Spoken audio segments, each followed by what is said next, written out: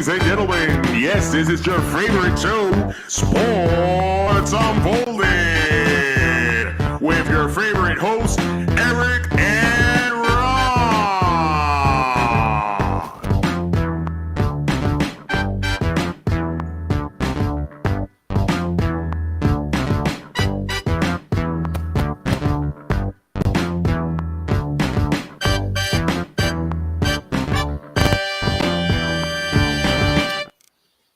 Hey, welcome to Sports Unfolded, Season 2, Episode 44, Heroes Before Zeros. I am your host, Eric, my main man right over there. Ron, how are you? And the big fella, my man, Kenny. How are you tonight, gentlemen? Doing all right. I'm doing all right. All right, first this is Sports now Unfolded. it's going to be a special one. This Gotta is be a big special. one. This is a big time. We have so much to unfold today in the sports world. But we're going to start off with this leadoff story, and this is why Kenny has joined us, because my basketball guru, the man, the myth, the legend of basketball, and all that is basketball. Let's bring up the picture of this team and discuss the Brooklyn Nets, gentlemen. And this organization right now is just such an influx of issues that we're going to discuss all of them. But we're going to start off with the Kyrie Irving situation. He has now been suspended at least 5 games. Fair? Or do you feel like it should have been more, less? I'll leave the floor to you gentlemen first. Well, I don't even know what to suspend somebody for this. Because, it borderlines freedom of speech kind of thing, but he's just a scumbag. That's just what he is. And I don't care. I know a lot of people are just tiptoeing through this on all the major networks and stuff. I'm not tiptoeing through it. I think he's a scumbag. I don't think he's worth the time and energy any team puts into him. And frankly, I don't care if he ever plays another game again. Kenny? Wow. Okay. All right. Well, let's see. That's just how I feel. I'm sorry.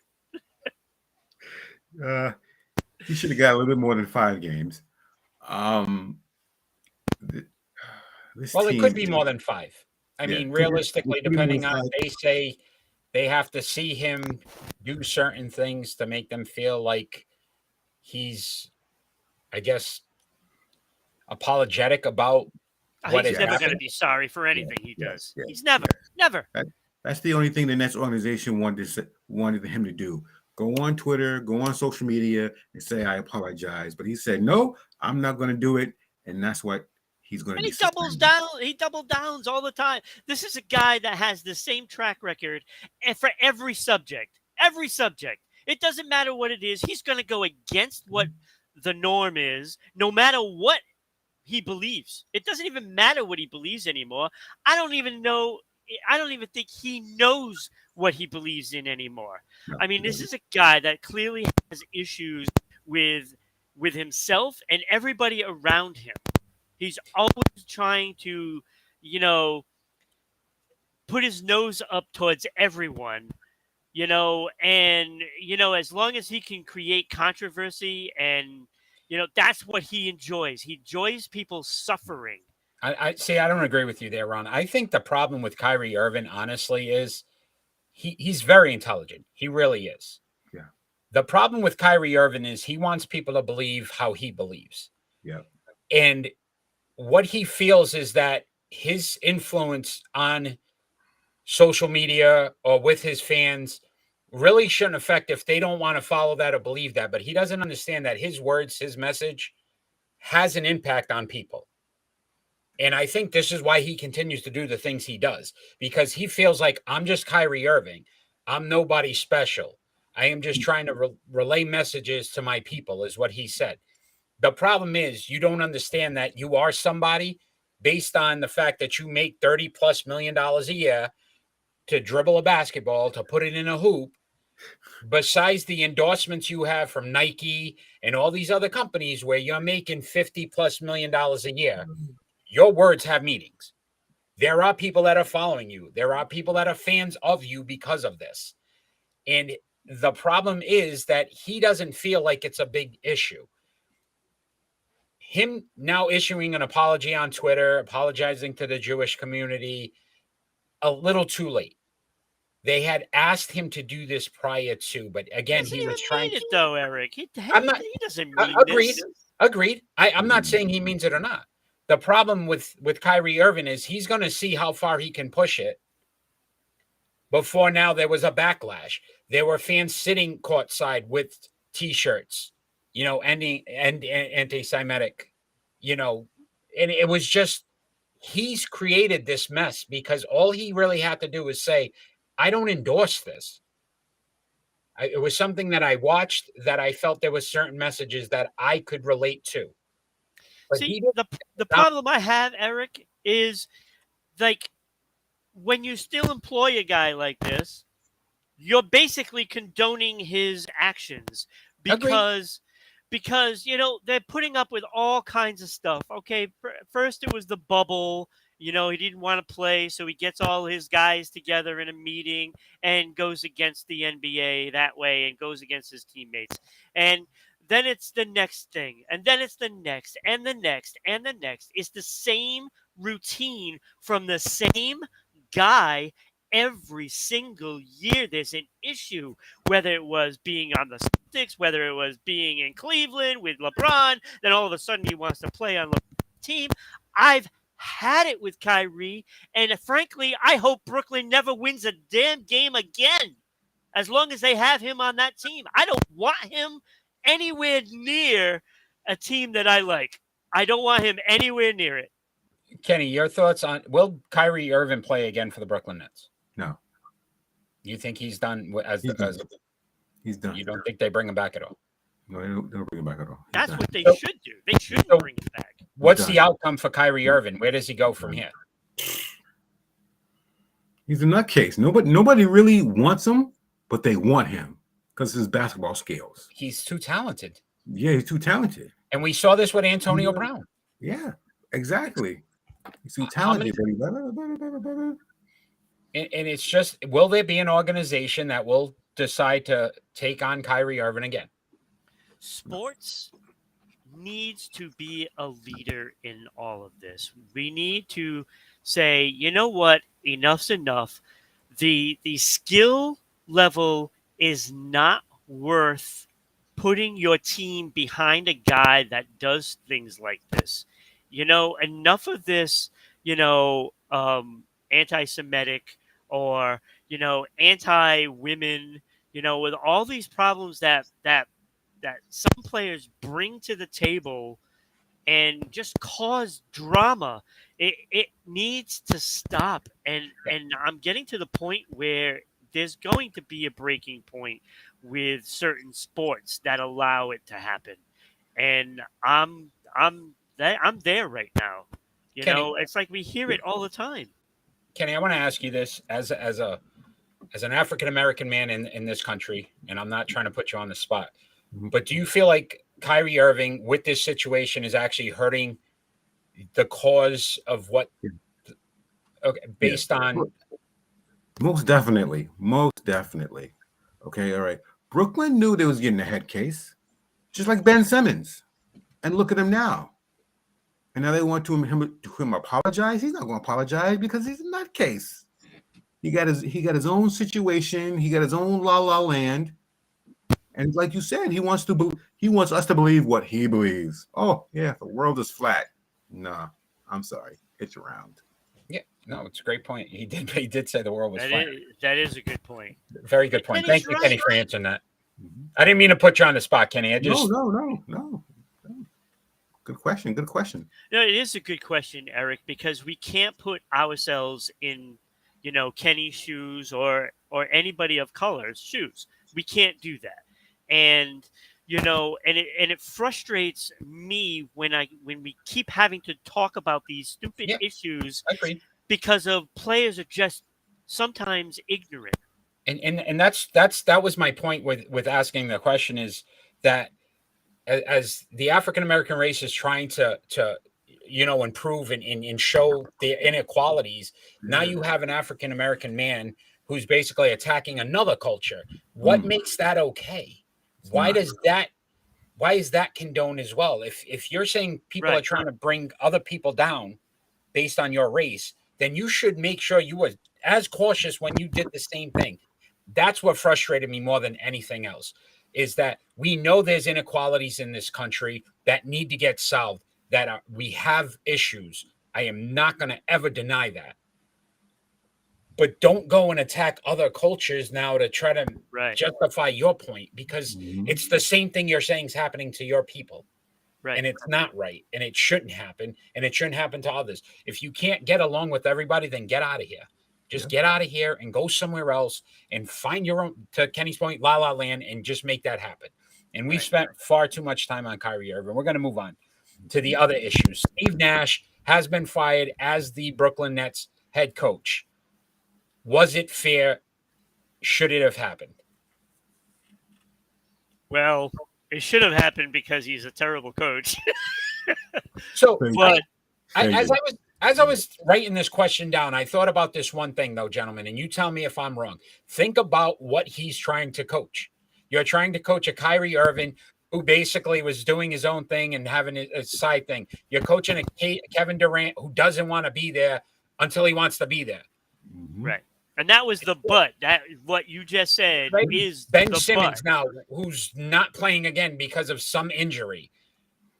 How was he going to be a successful head coach with that kind of team and these kind of players? He wasn't. So was it And really this Steve is Nash's fault? this is what I was saying about the team. This is the team atmosphere. This is what they brought in. You cannot win championships, with this kind of an atmosphere. I mean, it's just ludicrous. I mean, all the antics and like I was a big Kevin Durant fan not too long ago. I don't want to touch him with a 10-foot pole now. I don't want him anywhere near Boston. Like this is a guy that, basically abandoned his teammates and said, "Oh, I want Nash on. I want this. I want." Yeah, I mean that sounds ridiculous already. There's Even like with the enough of Kyrie these situation, players. he came out and said basically, "Oh, we should have just tried to keep it under, wraps and not had to get out." And I just don't understand where he's coming from anymore. But to me, I thought Steve Nash is the scapegoat. He was the Right. guy that they said, "Look, we're underachieving because of our coach, and he doesn't know what he's doing." If you're Mhm. not allowing the players are not allowing you to coach them, how are you going to honestly be a good head coach? It's Yeah, impossible. and look, when I'm telling you that he's a terrible coach, he's a terrible coach for this team. Yes. Yes, He and that's might be a great coach for, Yes. a young team like an Orlando Magic. going to Mhm. listen and going to right. He's 94 and 67 in his 3 years. Well, 2.5, we'll say, with the Brooklyn Nets. That's a 58% winning percentage. 7-9 in the playoffs. We know it gets a little tougher. And again, I think it's some of that was the players, but not a bad record when you look at overall. I granted he had some solid players, Yeah. but I still feel like that's not a bad record. It's not a bad record at all. Just like you No, said, it's the team. Yeah. They, Yeah, they, it is. So gave, go ahead, Kenny. they gave him some crack jobs. You're right. It's just unreal. They all decided to go at the same time. It wasn't even like you said, okay, even when last year, think about it, he had James Harden. Yep. And then Harden didn't want to play with Yep. with those other two. And so it was just like, how do you coach that? Yeah, you can't. You cannot.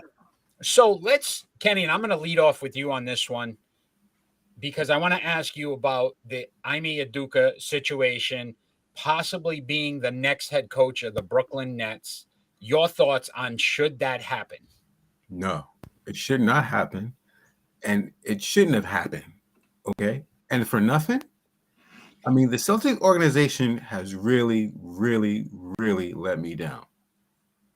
The Green has let me down because of all of this situation. Okay. All right.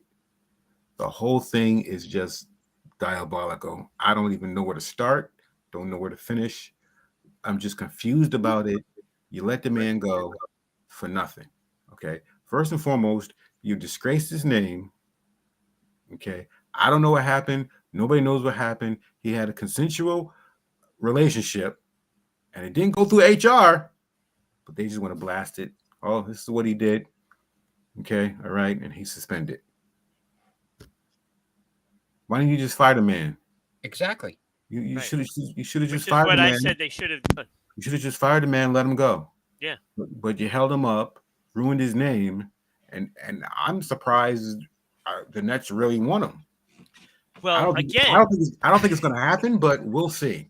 Again, you're bringing in a guy that now has issues, and now he's got to lead this team that has issues. And it just never ends. It never ends. This is a dysfunctional team from top to bottom, and it's not going to get any better. Right. So, yeah, I think, look, if you talk about what's going on right now in Brooklyn with the Kyrie situation, with the Kevin Durant situation, now you want to bring a head coach in who's also having issues of his own. It's almost like, okay, well, you know what? Let me get a guy that was convicted of, robbing a bank, and I'm going to have him manage my bank now because I feel like that, Right. there can't be any issue. Like, if it's a problem, it's a problem. And I just feel like from a Boston Celtics standpoint, first of all, a division rival. Why? Of all the teams, compensation. Should get right? compensation. And then you need compensation for that. If it's not a return in players, it's draft picks. It's money. It's something. But to say, look, we're just going to let him go. You're keeping this man suspended for what reason then? If you already intended on letting him go anyway, then it should have been a firing period and just let him go to a team that he wanted to go to originally. You can't say you didn't want him to go to Brooklyn and then you're going to trade him or give him to Brooklyn for nothing. Yeah. It makes no sense. The ownership just it just baffles me. It makes you go, say what? Because it's just unreal. Yeah. To me, it sounds like a closed door kind of deal that is hush hush, and that is shady. To be honest with you. But think about this: when Bill Belichick went to the New England Patriots, yeah, he quit the New York Jets. Right. He resigned. He was no longer part of that organization, and yet the New England Patriots still had to give draft picks, right, to get Bill Belichick because, according to the Jets, he was under contract. Right. So is Ime Udoka. Yeah. He's technically still under contract with the Boston Celtics. Right. I don't understand it. Will he coach the Brooklyn Nets this season, Kenny? I don't think so. I really don't think so. I don't think so. I mean, there's something shady about this whole transaction. I don't know if he went in the office and he said, look, you did me wrong. I'm going to sue you. Oh, wait, sue. Oh, wait. What would you like? What would you like? What would you like? It's not out of the realm of possibilities. Yeah, because conveniently, as soon as Brooklyn fired Steve Nash, we didn't hear about Ime Udoka for anything. Nope. Yeah. And then all of a sudden, as soon as Steve Nash was like, oh, Brooklyn, wait a minute. So was that already a deal in the works where Brooklyn wanted to fire Steve Nash? They just wanted to see if Boston was willing to give up Ime Udoka. Yeah. Crazy. Kenny, I want to thank you for joining us for this Brooklyn Nets conversation, man. You're amazing. Continue to watch, man. Make sure you get some predictions in. But I want to appreciate your basketball insight, brother. And we'll be seeing your NBA rankings coming out on Wednesday. So look forward to that. You got it. Thank you for having me. Appreciate it. Right. Thanks, brother.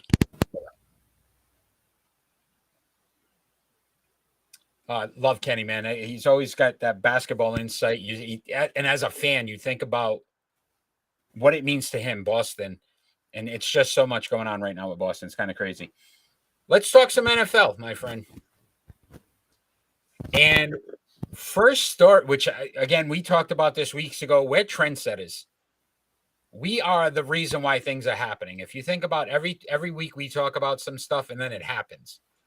Dan Snyder and Tanya Snyder have decided to explore the possibility of selling the Washington Commanders.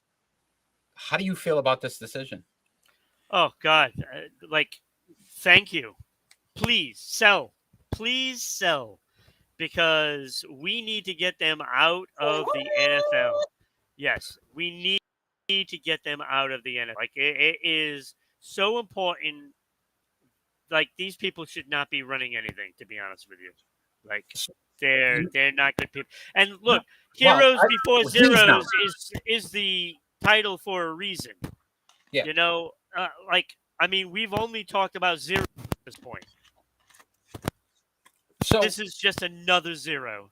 so think about this though, Ron. And this is what's bothering me about this situation. We're literally going to reward them for being a horrible franchise and a bad owner. Yeah. Because they're saying it should be a record selling 5 to 6 billion. Yeah. That's a B, billion dollars. So front runners right now, Jeff Bezos from Amazon, the owner of Amazon. We know the money he has, and Jay-Z. So there's a likelihood this could happen. This deal could happen. So I wanted to go back and I wanted to look at some things, and I wanted to ask you how you felt about this. So in the last 10 years, there's been a few franchises that have sold. So now remember, $5 to $6 billion for the Commanders. In 2014, the LA Clippers sold for $2 billion. And if you remember the situation, owner had made some racist comments. There was video, right? So again, bad behavior, you got $2 million. 2012, the Los Angeles Dodgers sold for $2.15 billion, which surprised me. But again, owner going through a divorce, they had to get rid of the team. I'm sure they both got $1 billion each in that settlement, which is right. Still, poor things. 2017, the Houston Rockets sold for $2.2 billion. $2.2 billion, the Houston Rockets. Yep. That one threw me for a loop. Recently, 2018, so 4 years ago, the Carolina Panthers sold for $2.275 billion. Think about where that franchise is right now. 2019, Brooklyn Nets, $2.35 billion. I'm sure he's glad he invested in that. That seems to be working out well for him.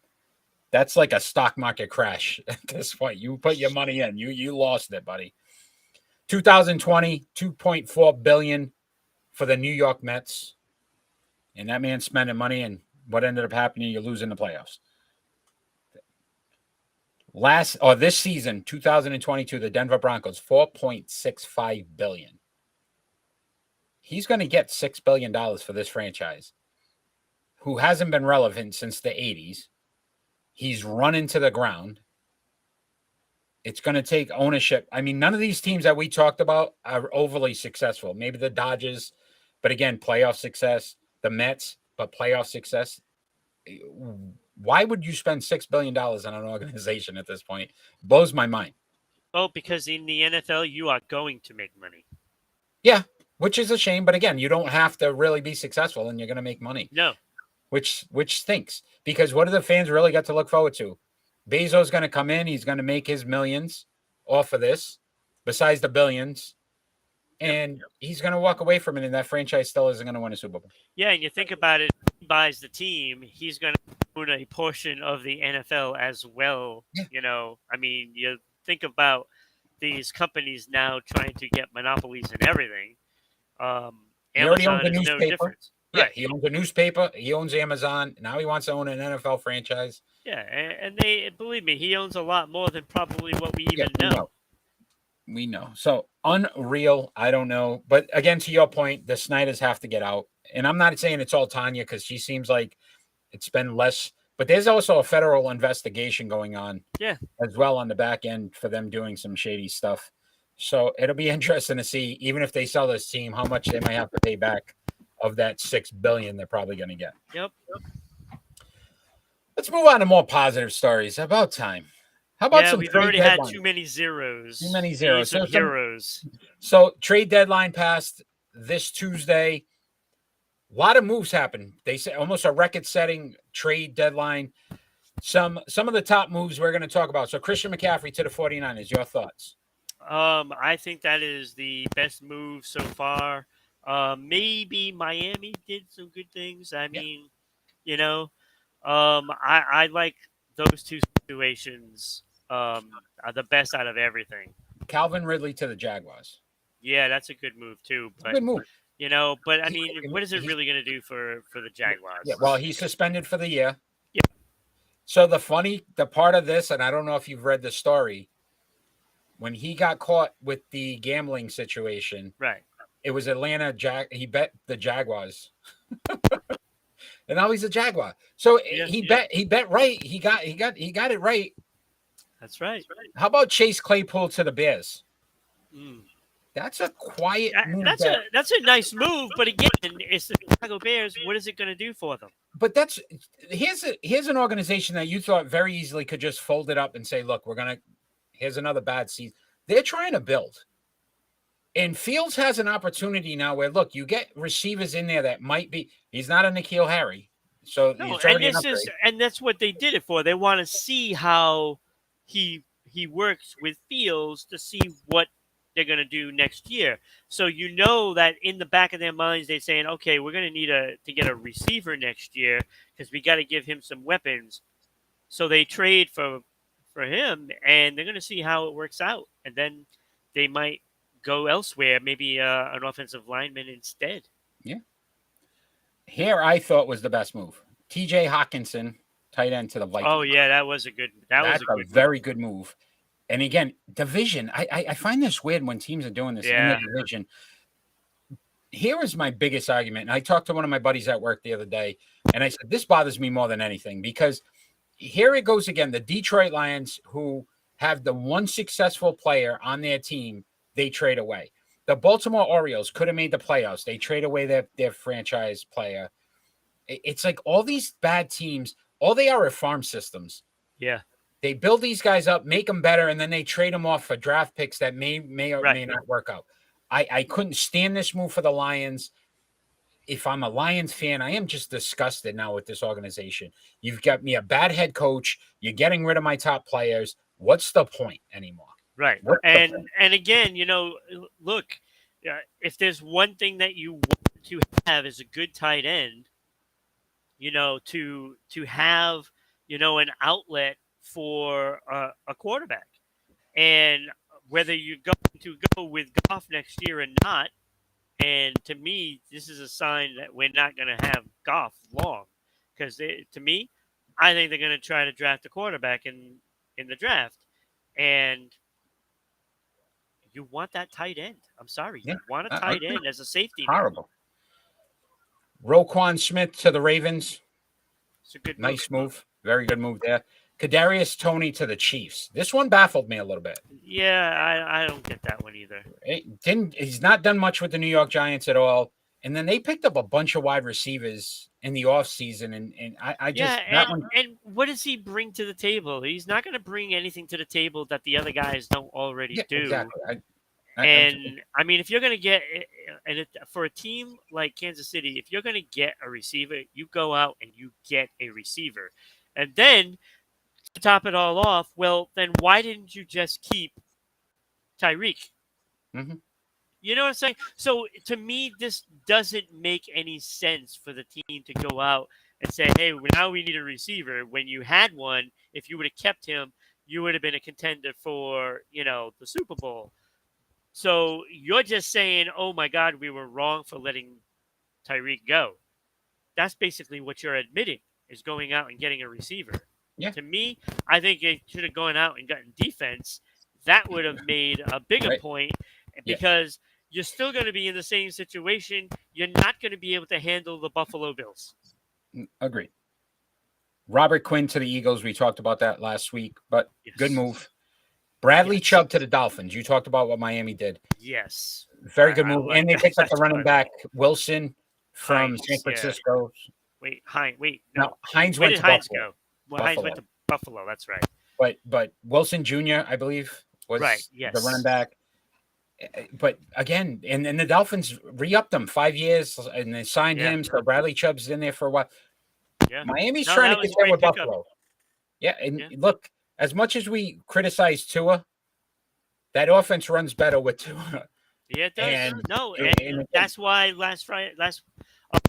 NFL show, I had mentioned that, and I kind of like the way he responds. Look, and Tua is a really good guy when you really come down to it. Like he seems like, I mean, we don't know all their personal lives, but from what I'm seeing, I think he's a quality guy. Yeah, no, I agree. And then James Robinson to the Jets. At least, Yeah. again, them losing Brees Hall. Yeah, they're not really going to be able to replace that, but They're trying to be at least over they're 500. trying. They're They trying are to be over trying. 500 to finish the season over 500. Austin, thanks for joining, brother. Austin's birthday this just passed, so happy birthday, Austin.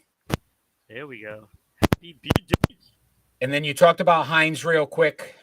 Again, a sneaky good move by the Bills. Like That's I thought, a good move for the Bills. You think about what the AFC East did in the New England Patriots, our hometown team, absolutely nothing. They didn't sell, they didn't buy. They just stayed put. Nope. Very disappointed in that. Yep. So let's talk about wide receiver Michael Thomas. He's been placed on IR. Will have toe surgery. How big of a bust is his contract? So he signed a 5-year, $100 million deal. He's played 10 games in the last 3 years, Ron. Yeah. 10 games in the last 3 years. Well, this is what I've been saying about these salaries and stuff, and it's going to come back and bite somebody. When people complain about the salaries that are being signed, this is the problem sometimes where people have an issue. It's a lot of money to throw at a player that's never playing. He's never playing. No. Right. In 3 years now, 56 receptions, 609 yards, and 3 touchdowns. That's an average year season for a wide receiver. Look, that's only slightly better than Harry. Okay. look. N'Keal Harry may put up better numbers. Yes. Like it's ridiculous. It's ridiculous that what teams are doing. I'm not laying out a contract for somebody that is always out. I'm sorry, I'm not doing it. I wanted to do this, and I wanted to compare it to Kawhi Leonard. Another guy. Look at what happened. Now he's like 6 games. He's not going to play to rest his knee. Here we go again. Yeah. It's just how these guys get this money and then aren't accountable to have to play is amazing to me. Yeah, and it's like, look, I say this all the time. Look, spend your money wisely. I have no problem giving out the contracts, but you need to spend it on players that are going to be in there, that are a guarantee. That is a great one by Manny, because Brian Robinson, the running back for the Washington Redskins, he got shot. Right. Came back to play, and yes, Michael Thomas runs slants all day, hurt his toe, and now he's done for the year. Because look, it's all about you just get paid. Manny, great point. Thanks for joining, by the way. No, it's look, okay, so Miami got a sure thing, right? I mean, yeah, if he got hurt, and we understand that. But this is a guy that doesn't have the track record of being out all the time, right? So you invest on Tyreek.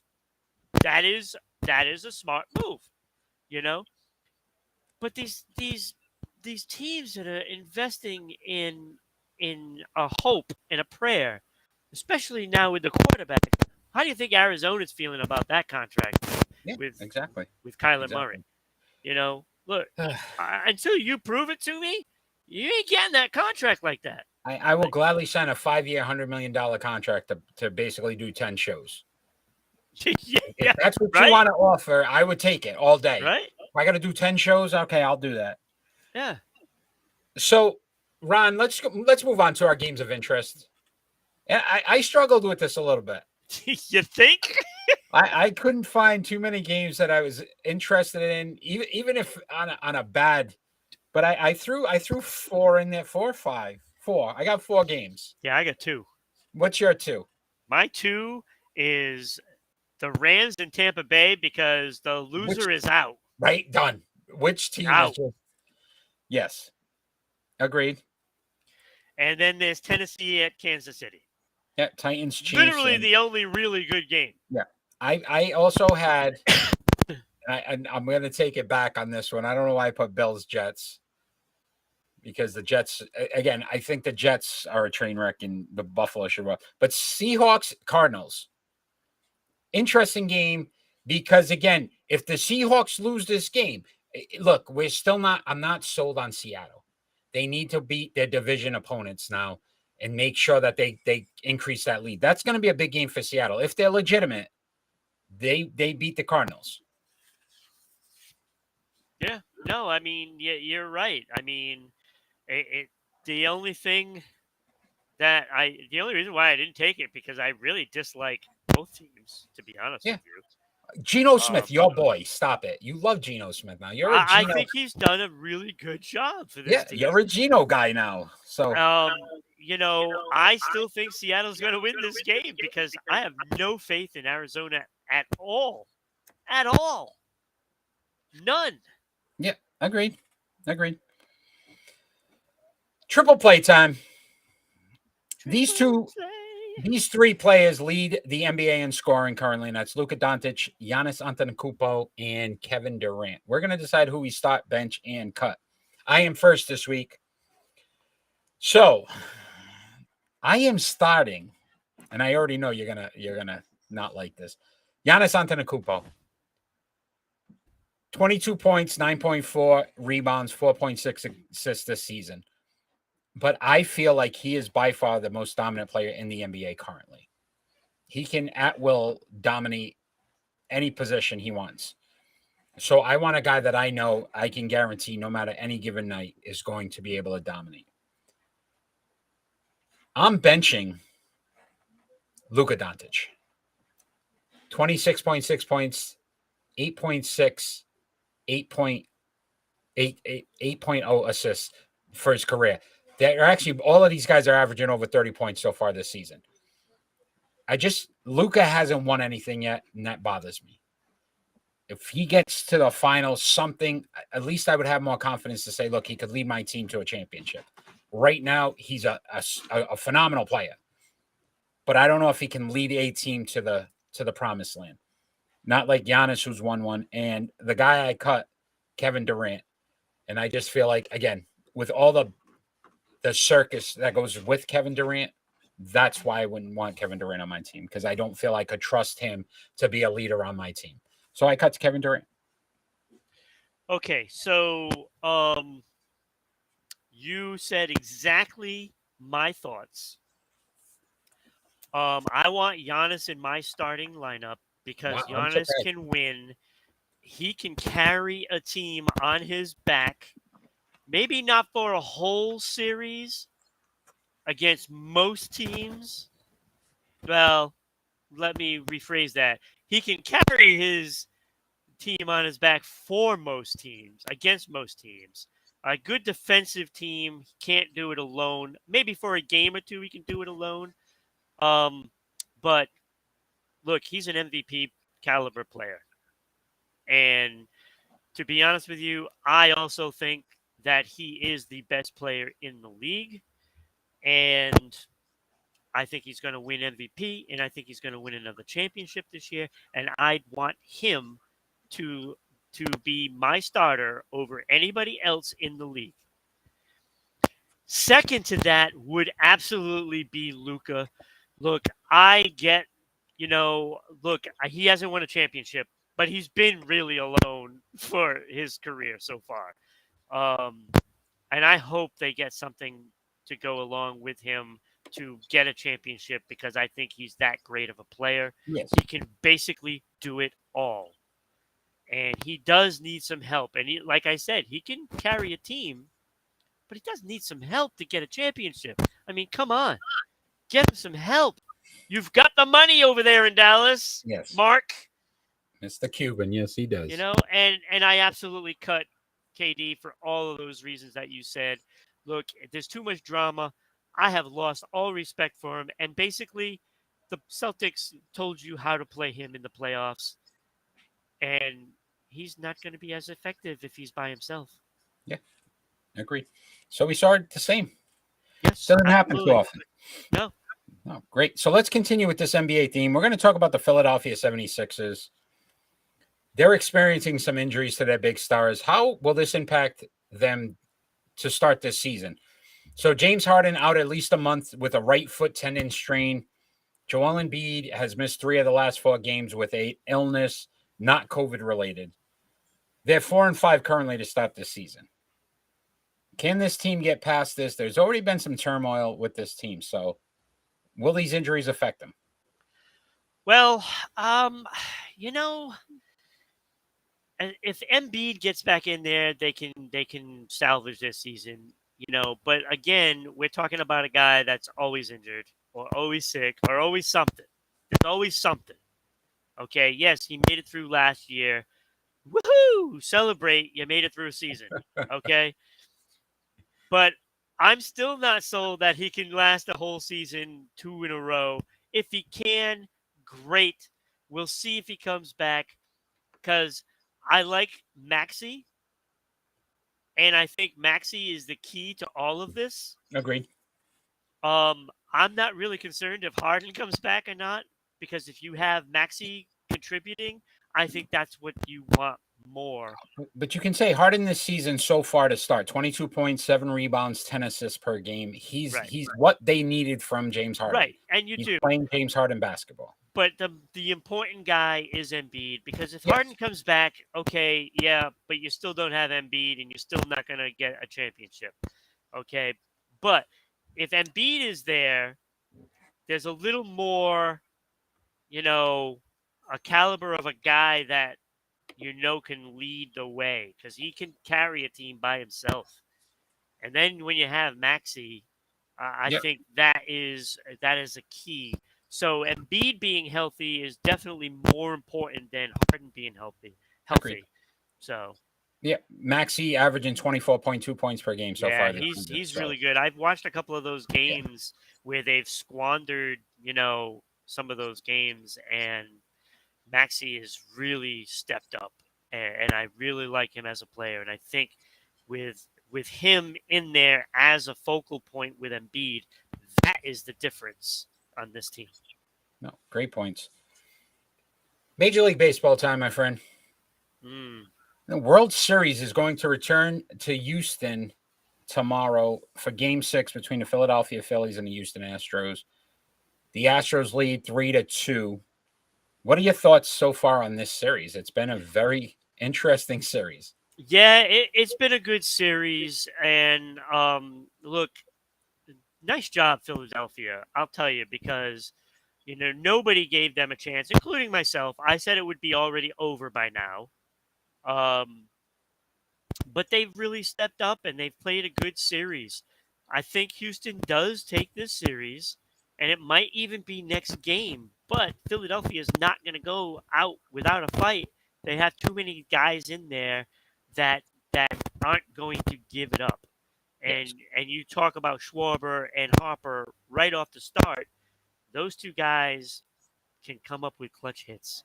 And so it wouldn't surprise me if it goes 7 games. So, but I still like Houston. But I'll tell you, Philadelphia made a lot of people believers in that team. So think about some of the things that combined no-hitter, Game 4. Yeah. But then you had the Philadelphia home runs, Game 3, where it was 5 home runs in the first inning. And it just, that catch last night to preserve the win for Houston against the wall, just some really good things. Houston batting as a team, 240 so far. Yeah. Jeremy Pena has come out of nowhere, batting 381, 8 hits, 2 for doubles, 1 home run, 3 RBIs. Altuve batting 318. He's out of his slump. That can be concerning for Philadelphia in the next game. He's only struck out 1 time so far in the series, Altuve. That's pretty impressive. It is impressive, and he's one of those guys that steps up in moments. In clutch moments. Yeah, it's and then, look, we've seen it already in the past few years with him. No, absolutely. As a pitching staff, 3.20 ERA, only 28 hits allowed, 59 strikeouts, 20 walks. So they're pitching well, they're hitting well. Philadelphia, on the other hand, batting 174. Bryce Harper, 250, 1 home run. Kyle Schwarber, 235 with 2 home runs. The rest of the team is really not hitting. No. Pitching has been trying to keep them in this game. ERA 3.40, only 41 hits allowed, 48 strikeouts, only 13 walks as well. So they're not. The problem is Houston's putting the ball in play and then it's costing them. So, it's going to be interesting. Game 6 tomorrow night in Houston. Yes. Problem is, though, Ron, last time they had a lead 3-2 going in, they lost game 6 and 7. Can Philadelphia do enough to pull this out? In your eyes? I mean, they can. I don't think it's going to happen. I think Houston is going to take care of business game 6. But like I said, I wouldn't be surprised because Philadelphia has been very resilient. Look, when you talk about, when it was the Mets and the Braves and the Dodgers, they were the big talk of the National League, and it was almost an afterthought for Philadelphia because people were still talking about St. Louis and San Diego before Philadelphia. Yeah. Like Philadelphia was almost written off. Like they weren't even involved in this race. And they did not like that, to be honest with you, and they played like it. And then they just stormed through the playoffs, beating team after team, and stopping all of that trend of those teams that were being talked about. It's So just amazing to me. it can happen. Quiet season. They fired their manager, Right. Joe Girardi. You just thought this wasn't going to go where it's going to go, and then they turned it around. They got hot at the right time. Right. Unfortunately, again, you got to get some bats to contribute here. 174 is not going to win the World Series. No. And I honestly, again, I think it's Dusty Baker's year. It's about time he gets one. We talk about heroes before zeros. Again, Dusty Baker's been a good manager his entire career. No real scandals. He's continued to be, again, a great ball player, now a great manager. Let's see if they can win one for Dusty. It'd be really, really nice to see that. Yeah. So let's talk about another manager, and that's Pedro Garifalo. He's been hired by the Chicago White Sox as their next manager. Do you like this hiring? Well, it's tough because, look, I know he is, a great coach as he's been in Kansas City, but he's a bench coach in Kansas City. Yeah, I don't like this. Chicago needs to get a winner. Exactly. They underachieved. This team was supposedly stacked and should have easily won that division, and they fell flat on their face. Yeah. 500. So I agree. Like, you get a manager from a team that has predominantly been a basement team for the last few years. Yeah.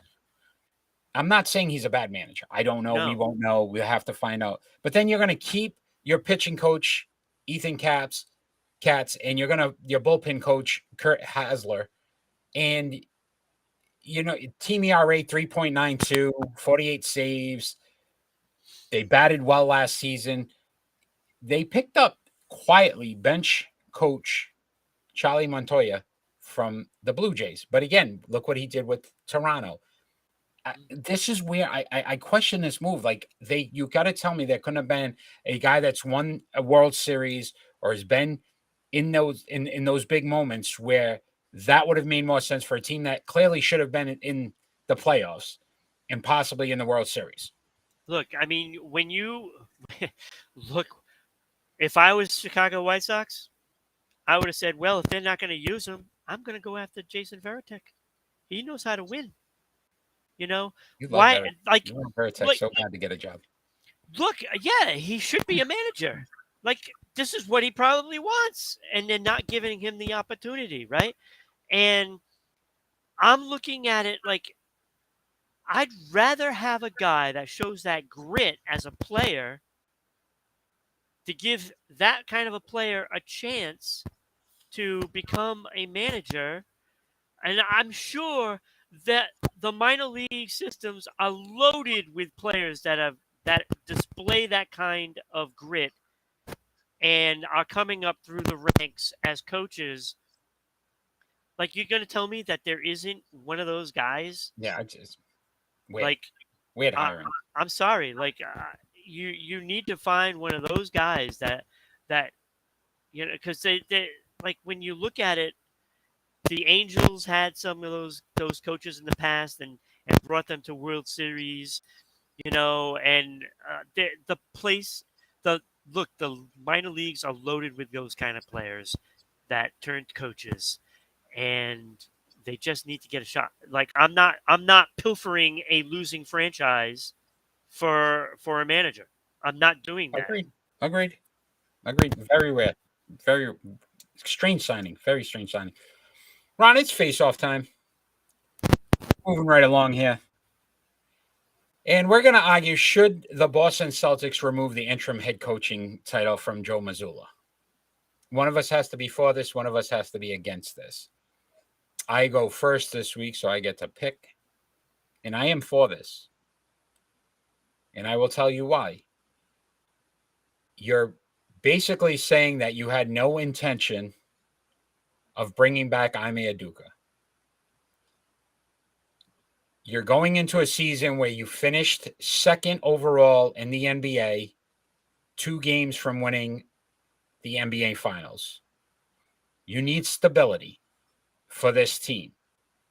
If you're going to sit here and tell me that a coach is just going to sit there and we're still not going to know the outcome after this season, are you really instilling confidence in your team and in that coach to perform at his best? Every decision he's going to make is going to be questioned. They are still a championship caliber team. They still have an opportunity to get to the finals.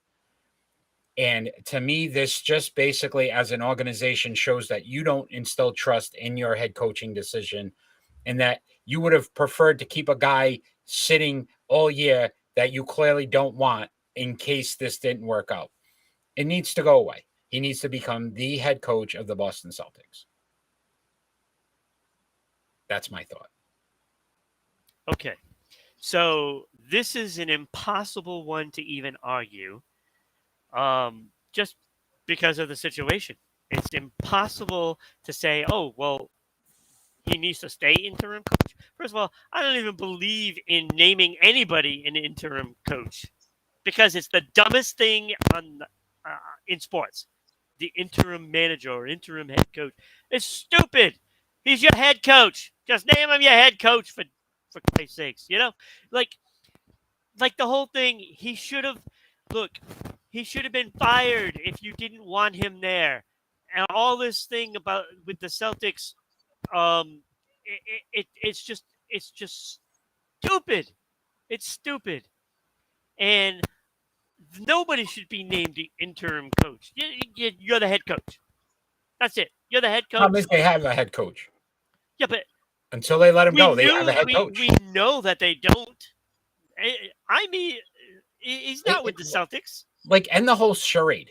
Say, look, right. Ime's done. We're letting him go. Right. Joe Mazzulla is our next head coach. Right. It just makes sense. Right. That shit, it just infuriates me when they name somebody interim head coach. It's just a cop-out for the team. Agreed. It's a cop-out. So I won that argument. Hey. Yeah, you did. Yes. You finally won one. No, finally. Ron. It had to be a gimme. Let's talk some NHL, my friend. Yes. Finally, some heroes. Hey, big free agent signing, Andre Palat. He had successful groin surgery. How's this loss going to hurt the New Jersey Devils? There's no timetable for his return. Currently, they are first in the Metropolitan Division with 16 points. Carolina 1 point behind. The Islanders and Rangers 2 points behind. Does this hurt him? Of course it hurts him. It takes away a guy that knows how to win. And I've said this already a couple of times. Palat is the guy they should have kept and signed to that 7-year deal, but they didn't keep him. He was the one that got away. He's the one that got away from the Tampa Bay Lightning. And look at what his impact has already brought this team. Agreed. Who expected New Jersey Devils, if we were going to say after about 2 weeks of the season, yep, that they would be in first place? It's actually been a month. Been a month now, right? Yes. Yeah, because we're not in November. But, and that's the thing. Quietly, not having a good year, 6 games, 3 goals, no assists, a -1. Left winger Jasper Bratt, though, 17 points so far in the season, 5 goals, 12 assists. Yeah. And they're getting good goaltending play. Yeah. Maybe not from Blackwood, but Vitek Vanacek. Yep. 4-1, 2.06 goals against with a 911 save percentage. So defensively, if they can continue to do that, the question I would have though is if it's that serious and he doesn't come back for quite some time, do they have enough firepower to continue? I don't think so. I think again, you No. look at the teams behind them. Yeah. Carolina, the Rangers are still a very good team. And the Islanders, we knew they were going to be better than they were last season. They definitely underachieved. Yeah. So is this a playoff team though, Ron? Can they hold on long enough to be a playoff team? I don't think they are. I don't think they're a playoff team. Right now, Even they're with playing them? like it, but I think they will slide back. It's going to be a gradual thing. Here goes our New Jersey market. Thank you, Ron. Yeah, I'm sorry. I like this team, and I said that during the preview show. Like there's a lot to like about this team. They're a young team. They needed to learn how to win, right? Well, they got a guy in Palat to teach them that, but he's going to be out for quite some time, and and I think this team will slide, and then because of that, those young players won't know how to get it back. Yeah. And so I think they'll miss the playoffs this year, but it's a very promising team, and I like this team for the future. Give them a couple of seasons, and this is going to be one of the better teams in the league. Agreed. Let's talk about a very successful team so Yes. far, and that's going to be, and we'll bring that picture up because they're celebrating all over Boston. I need to know, Ron, why is there a hot start here in Boston? What has been the key? They're 10-1, lead the NHL with the best record. Yeah. What has happened in Boston? Okay, so first of all, those younger players like DeBrusque and Frederick, they are blossoming in front of our eyes. And then you get the fourth line that couldn't score a goal to save their lives. Last season, Noshik had 3 goals for the whole season, and Foligno, I believe, had 1 or 2. And they're playing superb. Like Noshik still hasn't been able to get one through, but Foligno's already got 3, so he's already surpassed last season. And they're playing so well that they're shutting down teams with that fourth line. And the improvements that DeBrusque has made just in where he's going to the ice. So all that time that he spent with Patrice Bergeron has really caught on with him. And Pasternak is on fire. And frankly, Charlie Coyle is playing unbelievable. So that third line with Coyle and Frederick and whoever else they put on that line, whether it's Smith or Greer, whoever it is, they're all chipping in. And it's been like that. They're all firing on all cylinders. And even with all those injuries that they had, which we thought would they affect withstood them, yeah. and they've been just playing well. And this is only going to make them better come playoff time, because now those young kids are getting that ice time, and no matter who they put in, they're playing well. Yeah. So I would say the coaching change, Jim Montgomery, we've talked about it. Yeah. What he's able to do. If I was to tell you, Ron, 4.4 goals per game as a team, number 1 in the NHL, how many times would a Boston Bruins team in the last few years be the best scoring team week after week? It doesn't happen because of the offense they played. 2.55 goals against, 4th overall. So you talk about not only are they doing it offensively, but defensively. Right. 94.9% on the penalty kill, number 1 in the NHL. You get a man up on them, they're not wavering. They're continuing to play the solid defense. So that's important. Yeah, and they've been doing this without Charlie McAvoy. Yeah, who's coming back soon. And for a while, Carlo was out and Grizzlick was out. I mean, you're talking 4 defensive players. And when you're getting your seventh and eighth and ninth defensemen in the lineups and they're still playing that quality defense, that is something to be proud of. And to your point, the key though to me so far is Pasternak. Yeah. Because you need a guy that's going to be the leader, the guy first and foremost. Yeah. 19 points. He's third overall in points in the NHL, and he's making everybody around him better because of it. Absolutely. And then the injury to Swayman may actually benefit this team because Linus Ullmark, he's a top 10 goalie right now. Yeah. 8 wins. He leads the NHL in wins. Can't believe we're saying that. 2.17 goals against, 10th overall, 929 save percentage, Ron. Yeah. 9th overall. He's a top 10 goalie. He's playing, and we've said how important is the goalies to a team's success. If he can continue to do this at this pace till Swayman comes back, and now you get that balance again, there's no doubt. And then McAvoy coming back, crucial. Yeah. That this team will be so successful.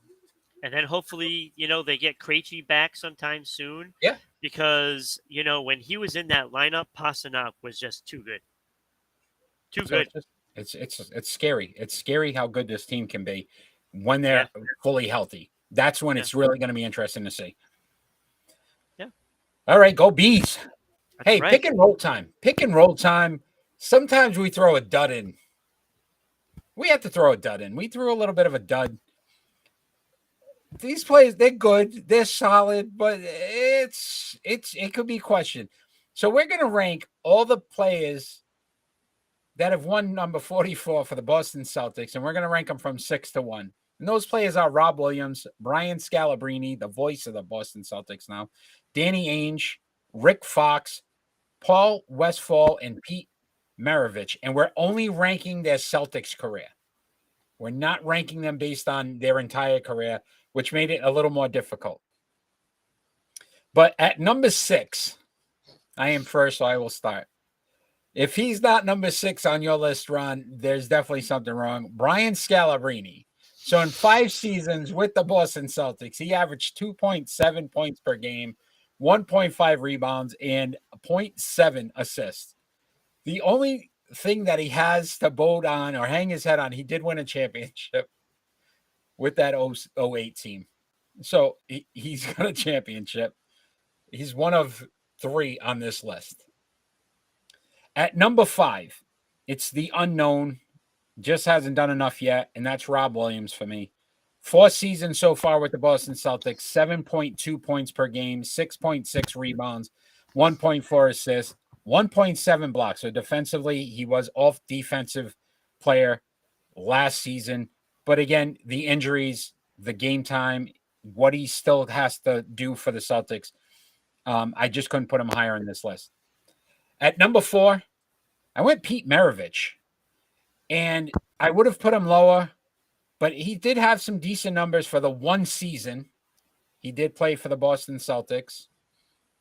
11.5 points per game, 1.5 rebounds, and 1.1 assists per game. The following season, the Celtics actually won the championship the year he won. So he would have had a championship.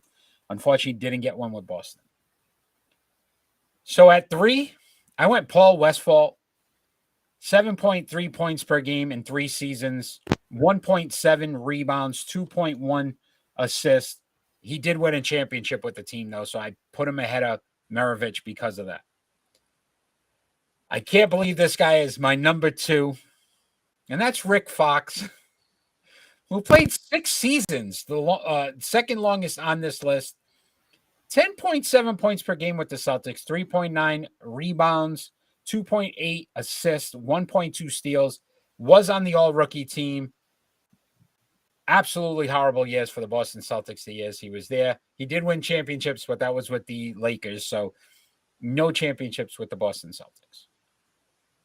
At number 1 has to be Danny Ainge, 8 seasons, 11.3 points per game, 2.8 rebounds, 4.4 assists, 1.2 steals, 1-time All-Star with the team, 2-time champion with the team. Those 80s teams, we know their dominance with Larry and McHale and in what he meant with Parrish and Ainge. So Ainge has to be the best player that wore 44 for the Boston Celtics. Okay. All right. This is going to be different. Really? Most of the players are going to be in the same order, to be honest with you. For one player. Okay. All right. So number 6, Brian Scalabrine. Scals. I mean, come on. He was terrible. I don't even know how he made this list. I don't think we even get to request him now if you ever want to be a guest on Sportsville. Thanks, Ron. Yeah, well, I'm sorry, but he was terrible as a Celtic and everywhere else. But that's besides the point. Good cheerleader, and I love the game. He was call. a great bench player. He really was, though. He gave you some key moments. What key moments did he come up with? What key moment? He had a couple of games where he did some things. Go. Yeah. Brian Scalabrine, number 6. All right. Number 5, I have Maravich. I mean, he played one season. I mean, come on. Like, really? He didn't win anything with the Celtics. One season, not enough. You're number 5. Everybody else is above you. Number 4, I have Paul Westphal. He said it was okay. It was decent numbers, got a championship. All right. Thank you. There was other reasons why they won that championship. Wasn't you, but that's besides the point. Wait, did I say number 4? Yes. Yeah, okay. You're at 3. Number 3, Rick Fox. Wow. I am surprised where you're going with this. Okay. Look, I'm sorry. If I'm going to pick, if those last 3 players are left, I'm picking the other 2 over Rick Fox. I'm sorry. Okay. With the Celtics numbers, it wasn't enough. It wasn't enough. Okay. Didn't win a championship. And I know, one other guy in the top 2 did not win a championship, but, I'd take him. Number 2, I have Rob Williams III. Look, his numbers are very similar to Rick Fox's numbers, except Robert Williams is more dominating defensively. When he plays, yeah. Yeah, when he plays, right. You're right. But you know what? I'll take Robert Williams' numbers over Rick Fox's numbers. And, call me crazy. I'll risk that. I'll risk that. But number 1 has to be. Your host, Eric, joined by my man, Crazy. I got you. Okay, go ahead. Number 1 does have to be Danny Ainge. Look, he is the Red Mamba. Thank you, Ken, for the scowl. The Red Mamba. Yeah, he also shoots just like the Mamba. Yeah.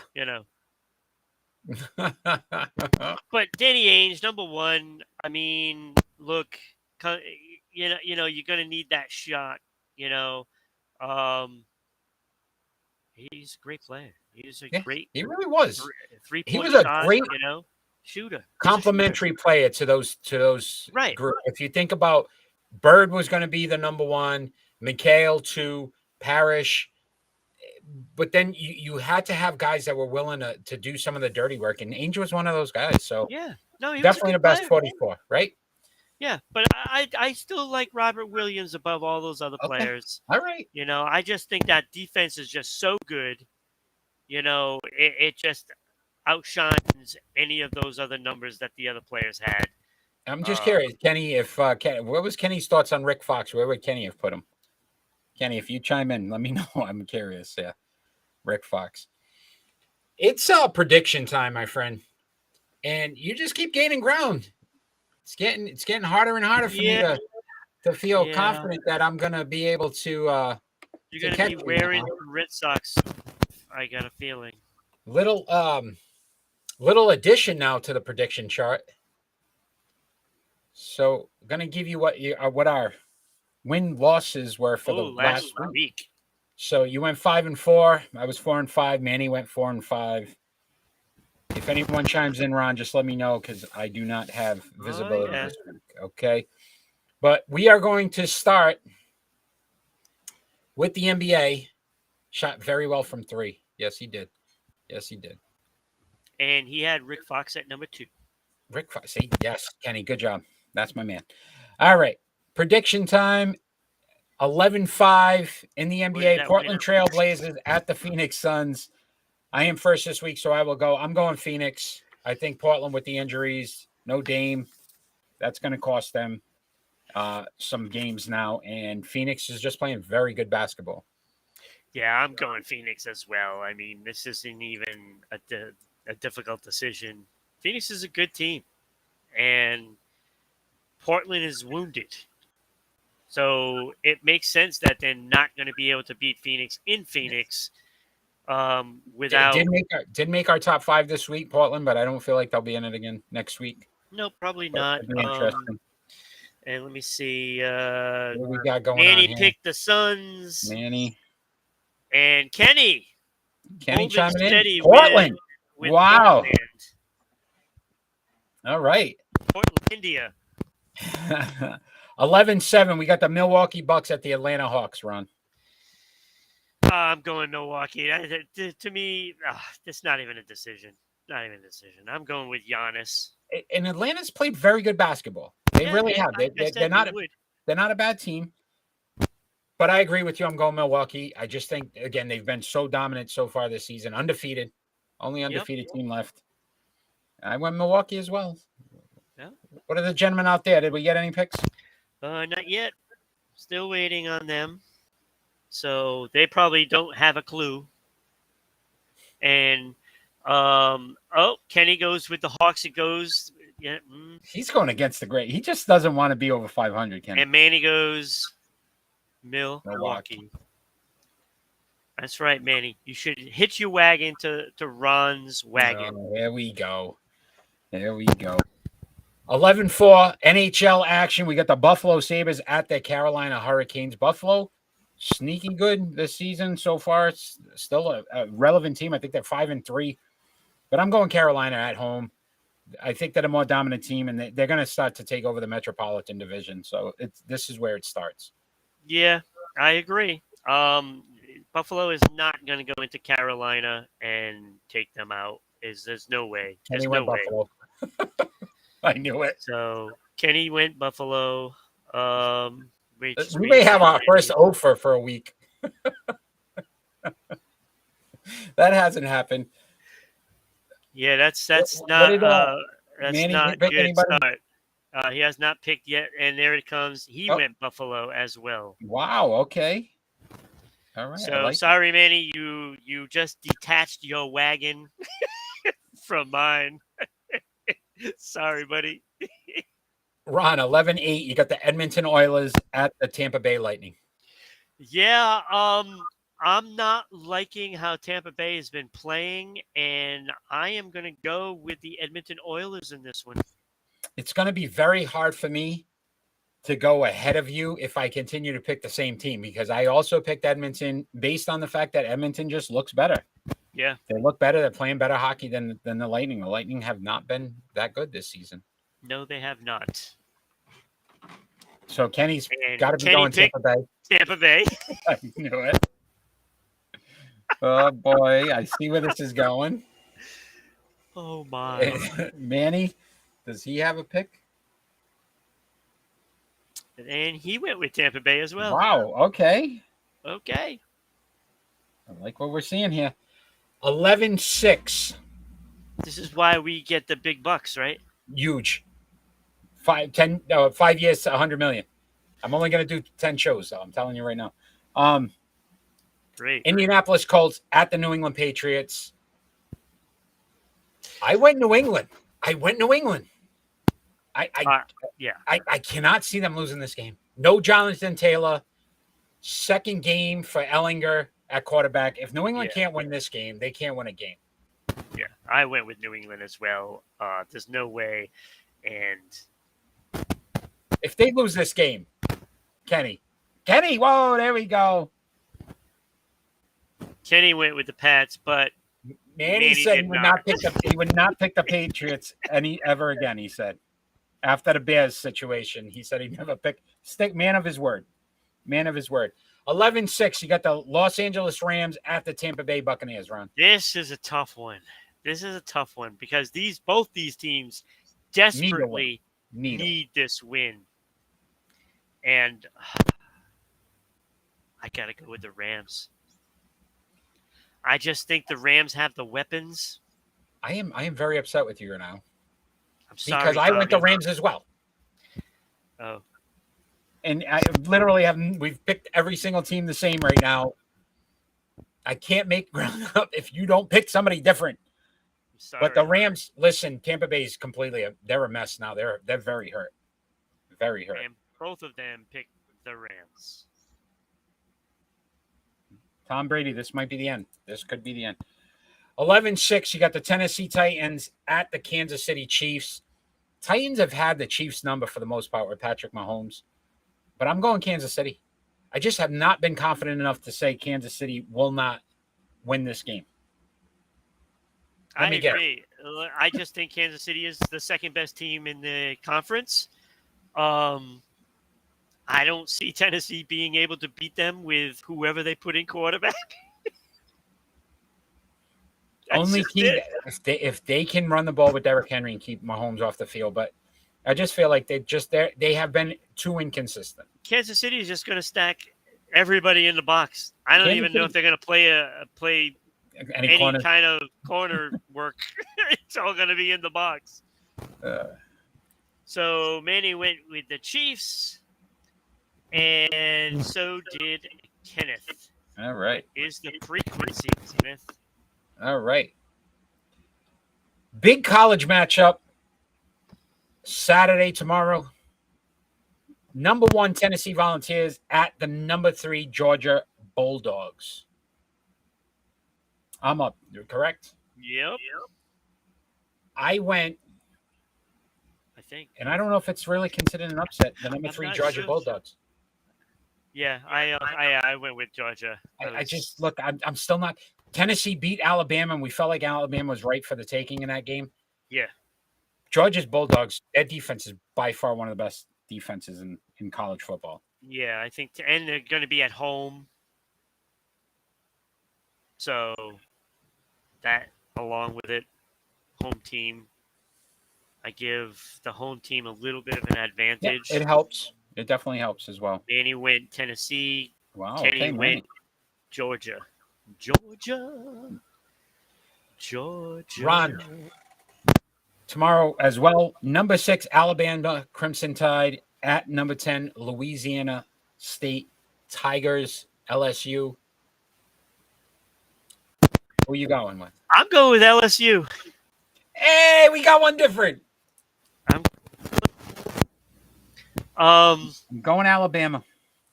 I just think Alabama is just right for the taking this year.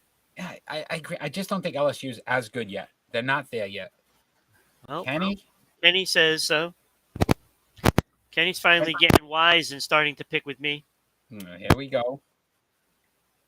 Manny got anybody? Manny went Bama. All right, Manny. Thank you, sir. All right. Last one, Ron. 11-5 tomorrow. It's the MLS Finals. You got the Los Angeles Football Club versus the Philadelphia Union for the title. I have stuck with LA.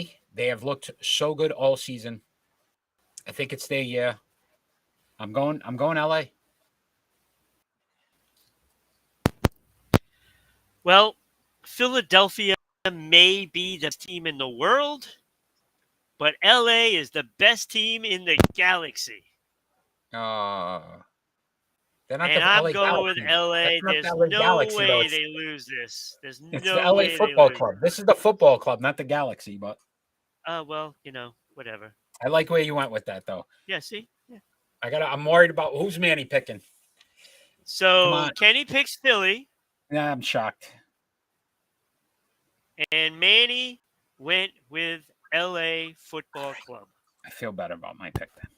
Yeah. Manny, our football guy, just for kicks, coming out very And soon. when does We're that gonna do start? the World Cup, November 15th. be the first show, World Cup with Sports Unfolded. Me and Ron will join Brian and Manny and break down the World Cup. Can't wait. Can't wait for that. So before we move on to our final thoughts, let's just talk about real quick how you can follow us. That tick is running right now. So just all the ways you can follow us by listening on podcasts, by watching us, by following us on social media. We really hope you can continue to do that. Donate stars and bits on Facebook and Twitch. Help support us, continue to help us grow.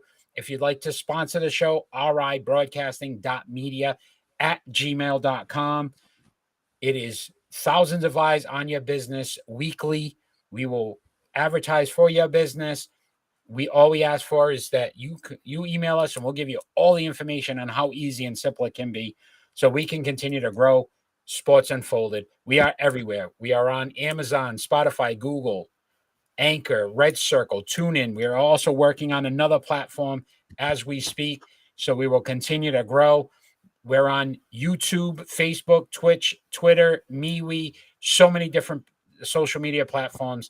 So you will definitely be seen. Sponsor our show. Want to thank everybody that's joined us tonight as well. Manny, Kenny, I'm not sure on the Twitch line if anybody else joined, but thank you. NFL Ranking Show is every Wednesday, Tuesday as well. So Ron, thank you for that plug. And then also the NHL ranking show. That's every Tuesday. Kenny does our NBA ranking show every Wednesday. So much going on with Sports Unfolded. Continue to follow. Follow Sports Unfolded. We have a poll page as well on Sports Unfolded. We post our polls. You can vote for all of our topics that we cover during the week. Ron, it's final thought time. And it doesn't necessarily have to be anything sports related. It could be about anything going on in the world today. I am first today, so I have final thoughts. Oh, Jesus. I know you love when I do this to you. But first and foremost, I want to give a shout out to Ryan Reynolds, Deadpool star, famous actor, right? Great actor, great movies, does a lot. He's interested in buying the NHL franchise, the Ottawa Senators. And I just want to say, if you start to look at a lot of these actors, Will Ferrell currently has ownership in the LA Football Club. They are competing for a championship. These actors are getting involved in these organizations. I think it'd be great for Ottawa. There's one rule Ottawa has already said, that if whoever purchases the team has to stay in Ottawa. I think that's great as well. He seems very interested. I think it'd be awesome to have a celebrity in the NHL to help promote it as well. Think about Deadpool 3 coming out. He could probably do a little thing with the Ottawa Senators being involved. I actually like Ryan Reynolds. Yeah. I think you don't like many people. So he saved that soccer team in England as well, right? Yeah, in England as well. Yeah. So I think it'd be a great addition to the NHL, franchise, just having somebody of that caliber in notability. So it gives them something to use. And then I also wanted to give, I have a coworker who was injured recently at work. I wanted to thank him. I hope he gets well. Ernie, if you're watching, get well soon. He wanted me to mention that on November 1st, this gentleman turned 62, and we brought him up on one of our pick and rolls. Fernando Valenzuela, 62 years old, November 1st. So we just wanted to wish Fernando Valenzuela a very happy birthday. Ernie, thanks for that. And hope you get well soon. Those are my final thoughts. Awesome. Very nice. So I'm going to pigpile on a topic that we've already talked about today. But we're going to lump in some others to go along with Kyrie with this anti-Semitic crap that they spew. Because you can also put Kanye West in this category, and he doubled down on more of it, after paying tribute to a rapper that, passed from getting shot, and then goes right back into spewing the anti-Semitic crap that he does. And, while we're talking about it, well, that doesn't make Mel Gibson look any better either. So, these three guys can go away somewhere far, far away with their anti-Semitic and hate speech that they spew and just make me sick to my stomach over it all. I don't want to hate anybody. And yeah, I get, I ride a lot of players and a lot of teams hard. And, I'm not a big fan of like LeBron and stuff like, but I don't hate them. LeBron is probably one of the nicest guys ever, for all I know. I just don't care for his Basketball antics. basketball antics, but it's not hate speech in no way. I would never accuse LeBron, for any of that kind of crap because he's probably does more for people than anybody on the planet at this point. You really don't. Yep. So, these three guys, they can all go away and we can never hear from them again, and that is fine by me because they are no loss to the human race. When it comes to hate speech, it is not needed anywhere, and sports teams need to step up and eliminate it from anything, whether you just hate, somebody's sexual preference or just being who they are. And it's wrong. It's just wrong, and it needs to stop. And sports teams needs to be the first to step up and eliminate it. No, well said, well said. And I believe the Brooklyn Nets are really going to try to prove a point here and show I that hope so. I hope so. It's not allowed.